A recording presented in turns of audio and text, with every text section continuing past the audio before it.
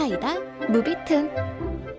지금의 남편 진수 씨와는 내가 대학교 1학년, 진수 씨가 대학교 3학년 때 학교 테니스 동아리에서 만난 사이다. 진수 씨 쪽에서 먼저 접근해서 사귀게 되었는데 진수 씨에게는 내가 입학하기 전에 헤어진 다혜라는 여자친구가 있었다고 한다. 나이도 진수 씨와 같았기에 학년으로 치면 3학년이 되어 있을 터였지만 다혜 씨는 단기 대학생이라 이미 사회로 진출해 있었고 나와는 한 번도 본 적이 없는 사이였다. 다혜 씨와 진수 씨는 2학년 때 반년 정도 사귀다가 진수 씨가 차이는 것으로 끝났다고 들었다. 그 뒤에 신입생으로 들어온 나와 사귀게 되었고 졸업 후 회사원이 될 때까지도 우리 커플은 아무 일도 없이 좋은 관계를 유지해가고 있었다. 그리고 내가 25살이 되던 해에 진수 씨와 나는 결혼식을 올리게 되었고 그 결혼식에서 최악의 사건이 일어나게 되는데 우선 내 머리와 화장을 담당하던 분은 결혼식장에서 알선해준 사람이 아니라 웨딩 플래너에게 추천받은 사람이었다. 처음 만났을 때는 뭔가 조금 이상한 부분이 있다 싶긴 했는데 내 의견을 적극 반영해주기도 했고 프로로서의 의견을 제시하기도 하는 등 결혼식 당일까지 아무 불만이 없었다. 드디어 신부 입장의 순간이 왔고 아빠와 함께 식장에 들어서려던 바로 그 순간에 신부 화장하시는 분이 잠깐만요 눈썹이 라고 하시며 화장을 고치자고 하는 게 아닌가. 반년 가까이 함께 결혼식 준비를 도와주던 분이기도 하고 입장 직전에 화장이 망가져서 고치는 거야 흔히 있는 일이기도 하니까 아무 의심도 없이 얼굴을 내밀었다.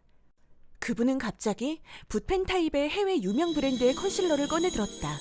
쉽게 설명하자면 살색 붓펜 같은 뭐 그런 거다.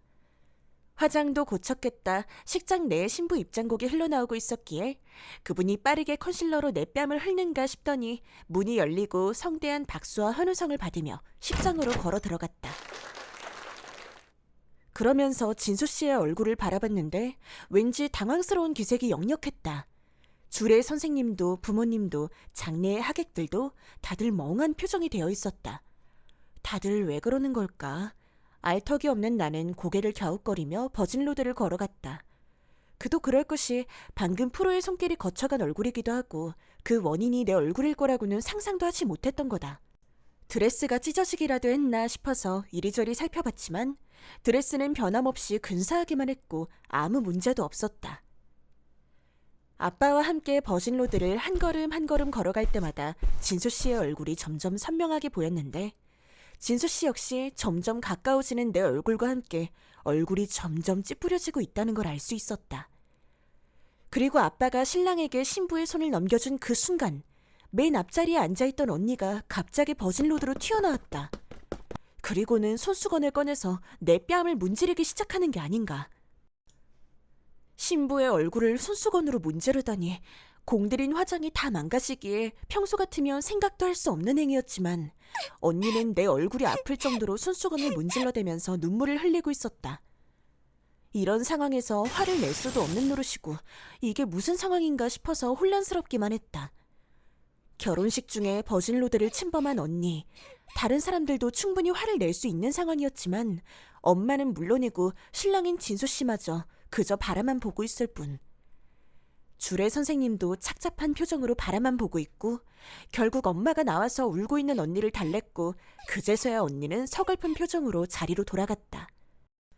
그렇게 식장 안 여기저기서 수군대는 소리가 끊이지 않는 속에서 주례 선생님의 주례사가 이어졌다.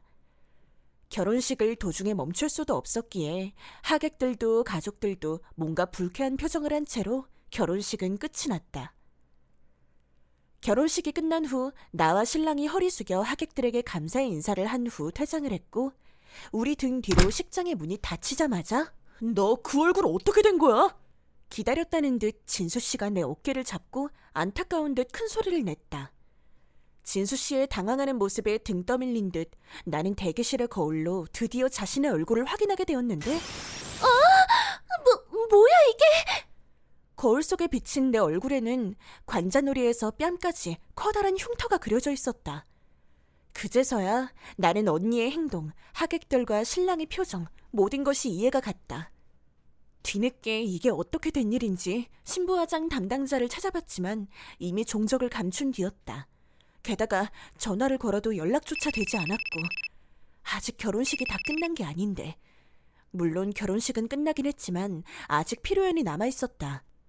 내 뒤를 따라 양가 어머님들이 대기실로 황급히 들어오셨고 일생에 한 번뿐인 결혼식을 망쳐놓은 메이크업 담당자가 누구냐며 불같이 화를 내셨다. 언니도 신부 대기실로 찾아와 이 상황을 어떻게든 바로 잡아보자며 필사적으로 화장을 고쳐준 덕분에 프로의 손길과는 거리가 멀긴 했지만 할로윈 메이크업은 면할 수 있었다. 그렇게 마음을 추스린 우리 부부는 피로연에 참석하게 되었는데 피로연도 뭔가 부자연스러운 구석이 있었다. 피로연의 사회자 역시 웨딩 플래너가 소개해준 사람으로 커리어 10년의 베테랑이라고 들었는데 아무리 봐도 그렇게는 보이지 않았다. 소개받을 당시 이 사람이 과거에 진행했던 결혼 피로연 영상들도 확인하긴 했는데 딱히 흠잡을 데 없는 평범한 결혼식 피로연이었다. 결혼식장 측에서 제시한 사회자보다 저렴했기에 웨딩 플래너가 추천한 사회자를 선택했는데 과거 영상들에서는 그렇게 자연스럽게 물 흐르듯 말을 잘하던 사람이 내 결혼식에서는 갑자기 완전 초짜처럼 진땀을 흘리고 말도 버벅대는 바람에 피로연 분위기도 어수선했다. 결국 모든 게 끝나고 보니 평생에 한 번 있을 소중한 추억이어야 할 결혼식이 제대로 된 것이 하나도 없는 채로 끝나버린 꼴이 되었다.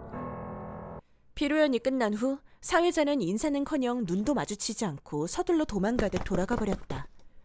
메이크업 담당자는 왜 내 얼굴에 흉터를 그린 걸까? 도대체 그 메이크업 담당자는 누구였을까? 꼬리에 꼬리를 무는 의문과 화가 치밀어 올랐지만 전화는 여전히 받지 않았다. 부모님과 친자들은 메이크업 담당자가 잠깐 정신이 나가서 장난친 것 아닌가 하는 방향으로 흘러갔지만 여자에게 있어서 결혼식이 가지는 무게는 장난 따위로 흘려버릴 수 있는 문제가 아니다. 지금까지 주변 사람들의 멋진 결혼식을 몇 번이나 보아왔었고 드디어 내 차례가 왔기에 누구에게도 지지 않을 멋진 결혼식을 올리고 싶었는데 장난? 장난이라니. 장난이라는 두 글자로 납득이 갈 문제가 아니었다. 그때 받은 상처는 지워지지 않았지만 그 후에 신혼생활을 하는 동안 아무 내색 없이 평온한 얼굴로 하루하루를 지내고 있던 진수 씨로부터 얼마 전 충격적인 이야기를 듣게 되었다. 사실은 나와 사귀는 6년간 계속해서 이전에 사귀던 다혜라는 여자로부터 이상한 행위를 당해왔다고 한다. 거의 스토커 행위 수준이었다는데 게다가 지금 그 여자는 웨딩업계 일을 하고 있고 우리 결혼식을 담당했던 웨딩 플래너는 그 여자의 친구라는 것도 알아냈다고 한다. 즉, 그녀들은 내 결혼식을 망치기 위해 계획적으로 일을 꾸몄던 것이라는 소리였다.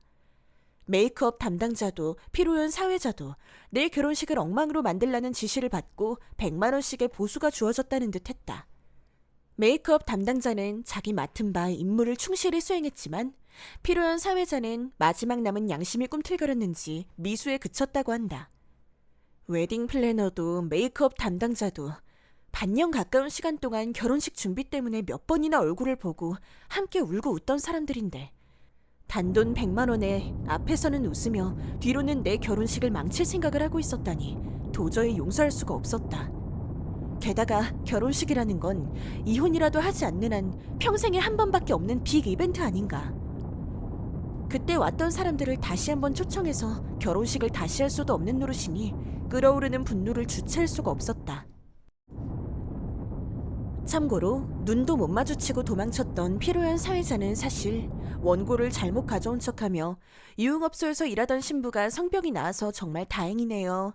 부디 행복하시길 바랄게요 라던가 신랑과 과거에 만나던 다혜 씨 사이에 태어난 아이가 하늘나라에서라도 행복하길 같은 밑도 끝도 없는 거짓 정보를 읊어댈 예정이었다고 한다.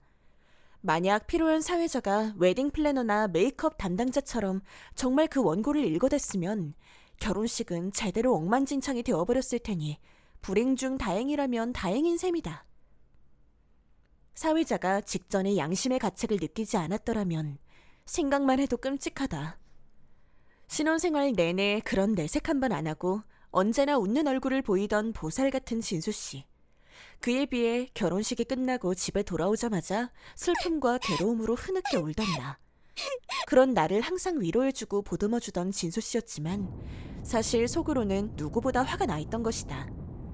진수 씨는 언제나 울고 있던 얼굴 뒤로 다혜라는 여자와 웨딩 플래너 그리고 메이크업 담당자 피로연 사회자에게 응당의 대가를 치르게 하기 위한 작업을 진행 중이었고 법적인 제재에 대해서 손해배상금과 각서까지 전부 받아낸 것이었다. 피로연 사회자를 제외한 나머지는 처음에는 혐의를 완강히 부인하면서 내용 증명을 무시하며 오류발을 내밀었고 진수 씨는 그 시점에서 정식으로 고소를 감행했고 다이라는 여자의 회사와 웨딩 플래너의 회사에는 재판 관련 자료를 직접 들고 가서 책임자를 만났다고. 메이크업 담당자는 프리랜서였기에 지역 내의 모든 결혼식장에 재판 자료를 돌리는 일까지 서슴지 않았다.